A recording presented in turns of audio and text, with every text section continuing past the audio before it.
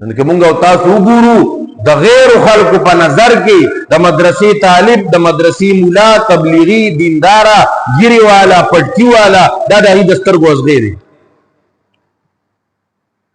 هغې موکه تالاش کوي چې کله به یو موکه په لاس راځي کله به د یو ګیری والی چې نوم پرې د قاري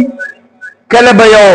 ګیری والی کله به یو پټکی والی چې از پې نوم د مولای نه عالمي نه قاري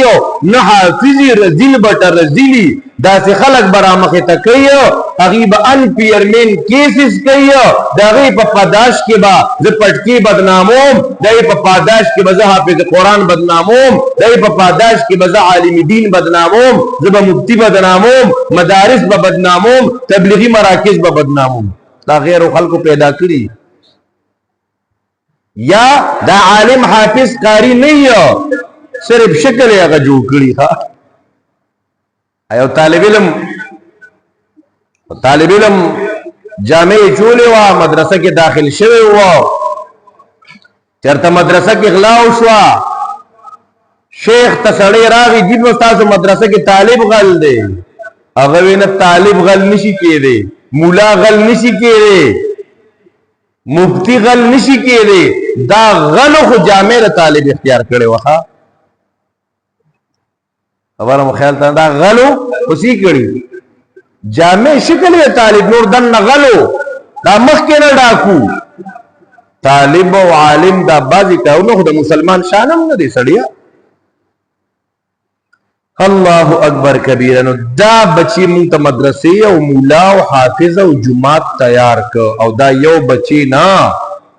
دا د مدارس یو عظیم کردار دی یو لوی کردار دی او دا کردار د چا نه پټ پناه نه دی که چېرته څوک لګیایي د علماو خلاف پراپیګنډه کول د مدارسو خلاف پراپیګنډه کول نو د هغې باره کې نور څه نه وایو هو اذا اتتک مذمتي من ناقص فهي الشهادة لي بأني کامل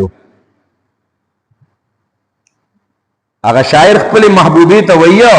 ته د هر چا خبرې ته غوږ دی د هر چا خبره چې ما پسې څوک خبرې هم کوي نو ته د هر چا خبره اورې د هر چا خبره مه اوره چې کله یو بد نسله چې کله یو بد عقیده چې کله یو ناقص سړی زما بد وای که نه